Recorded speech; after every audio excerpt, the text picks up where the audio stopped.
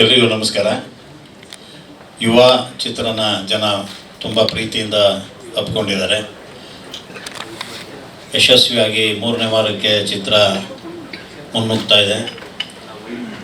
ಮತ್ತೊಮ್ಮೆ ನನಗೆ ಒಂದು ಒಳ್ಳೆಯ ಪಾತ್ರನ ಸಂತೋಷ್ ಆನಂದರಾಮ್ ಅವರು ಕೊಟ್ಟಿದ್ದಾರೆ. Thank you Santosh. ನಿಮಗೆ ಥ್ಯಾಂಕ್ಸ್ ಹೇಳ್ಬೇಕು.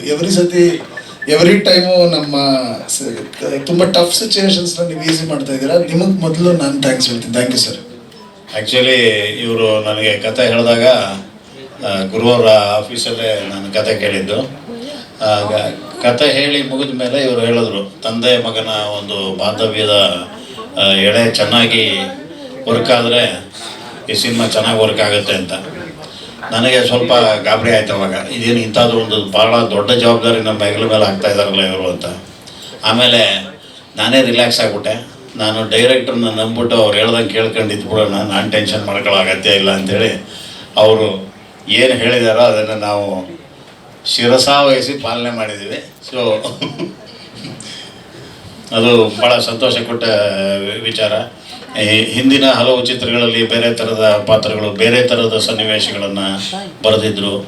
ಈ ಚಿತ್ರದಲ್ಲಿ ಇನ್ನೂ ಬೇರೆ ಥರದ ಸನ್ನಿವೇಶ, ಬೇರೆ ಥರದ ಕತೆ, ಪಾತ್ರ ಮಾಡೋದಕ್ಕೆ ಹೆಚ್ಚೆಚ್ಚು ಚಾಲೆಂಜನ್ನು ನಮ್ಮ ಮುಂದೆ ಒಡ್ಡಿದ್ದು, ನಮ್ಮಿಂದ ಕೆಲಸವನ್ನು ತೆಗೆದಿದ್ದು, ಇದೆಲ್ಲದಕ್ಕೆ ನಾನು ತುಂಬ ಹೃದಯದ ಧನ್ಯವಾದ ಹೇಳ್ತಾ ಇದ್ದೀನಿ ಸಂತೋಷ್ ಅವ್ರಿಗೆ. ಜೊತೆಗೆ ಮತ್ತೊಮ್ಮೆ ನನಗೆ ಹೊಂಬಾಳೆ ಫಿಲಮ್ಸಲ್ಲಿ ಕೆಲಸ ಮಾಡೋದಕ್ಕೆ ಅವಕಾಶ ನೀಡಿದಂಥ ಹೊಂಬಾಳೆ ಫಿಲಮ್ಸ್ನ ವಿಜಯ್ ಕುಮಾರ್ ಅವರಿಗೆ, ಎಲ್ಲ ಸದಸ್ಯರುಗಳಿಗೆ ತುಂಬ ಹೃದಯದ ವಂದನೆಗಳು. ಜೊತೆಗೆ ನಾನು ಎಲ್ಲರ ಜೊತೆ ಕೆಲಸ ಮಾಡಿದ್ದೀನಿ. ಹಿಂದಿನ ಚಿತ್ರಗಳಲ್ಲಿ ಗುರುವ್ರ ಜೊತೆ ಇದೆ ಮೊದಲನೇ ಬಾರಿಗೆ ಕೆಲಸ ಮಾಡಿದ್ದು. ಅವ್ರ ಜೊತೆನೂ ಮತ್ತು ಅವರ ಒಂದು ಒಡನಾಟ ಸ್ಕ್ರೀನಲ್ಲಿ ತುಂಬ ಚೆನ್ನಾಗಿ ವರ್ಕ್ ಆಗಿದೆ. ಮತ್ತು ಆಫ್ ಸ್ಕ್ರೀನಲ್ಲಿ ಕೂಡ ನಾವು ಭಾಳ ಆತ್ಮೀಯವಾಗಿ ಪ್ರೀತಿಯಿಂದ ಇದ್ವಿ. ಅದು ತೆರೆ ಮೇಲೆ ಕಾಣ್ತಾ ಇತ್ತು.